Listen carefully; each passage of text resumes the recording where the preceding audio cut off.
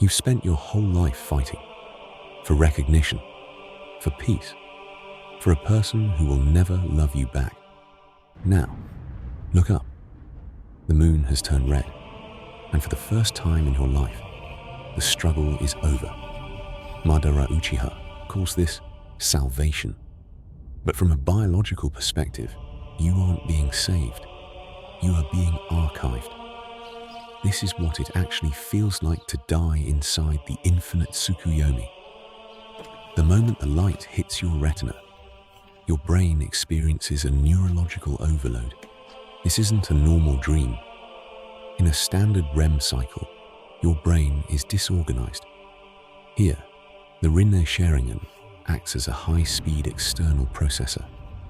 It maps your deepest desires, the ones you don't even admit to yourself, and builds a world around them in less than a millisecond.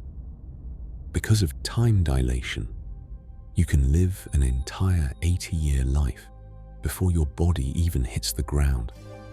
You feel the warmth of the sun, the taste of your favorite meal, and the touch of a lost parent. Your dopamine levels are pinned at a permanent maximum. In this state, you aren't just happy, you are neurologically incapable of sadness. But while your mind is in paradise, your body is entering a house of horrors. As your mind wanders, the God Tree begins its work. It doesn't just hold you, it feeds on you. The wood fibers penetrate your skin, acting as a life support system and a siphon simultaneously. To keep the dream running, the tree drains your chakra, your very life force. As the years pass in your mind, your physical body begins to undergo cellular bleaching. Your features soften and blur. The genetic code of the Kaguya clan is overwriting your unique DNA. You aren't sleeping.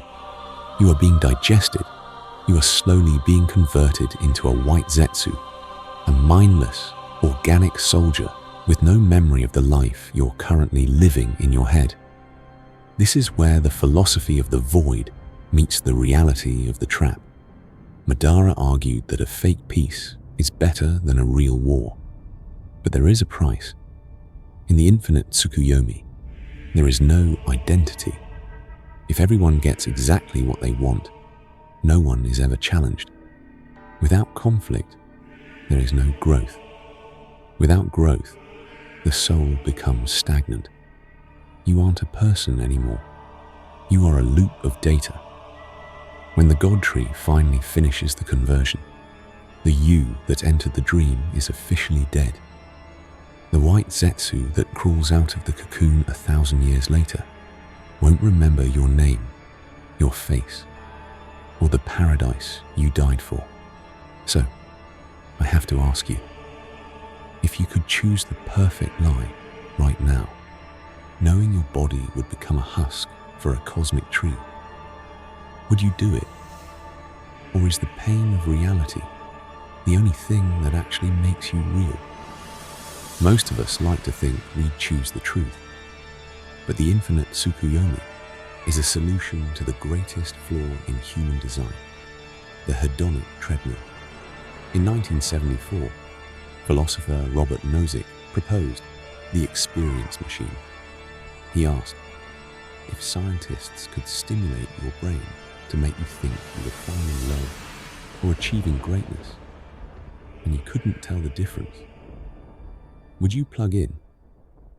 Nozick argued we'd say no, because we want to do things, not just feel them. But Madara believed the human ego is a factory that only produces pain. He wasn't just giving them dreams, he was performing a global lobotomy on human misery. But the lie is even deeper than that. How does the tree handle conflicting desires? If your perfect world involves someone who doesn't want to be with you, the Tsukuyomi has to branch. It creates billions of parallel sub-realities. You aren't interacting with your friends. You are interacting with chakra-based AI versions of them. You are the only living thing in your universe. Every conversation you have for the next 70 years is just you talking to the God Tree's projection of what you want people to say. It is the ultimate form of solipsism, the ultimate loneliness, disguised as the ultimate connection. Imagine the few who were released. The psychological trauma is unimaginable. You lived a full life. You watched your children grow. Then, in a flash of purple light, it's gone. You wake up on a battlefield. To your physical brain, only a few hours passed. But to your consciousness, you just lost a lifetime. How do you go back to eating ramen and fighting for a paycheck when you spent 30 years as a literal god?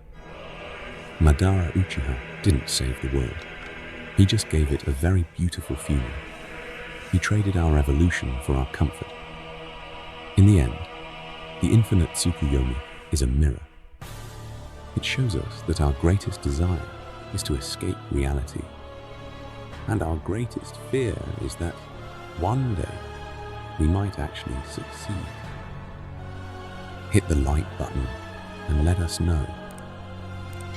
Would you stay in the dream or fight for the nightmare?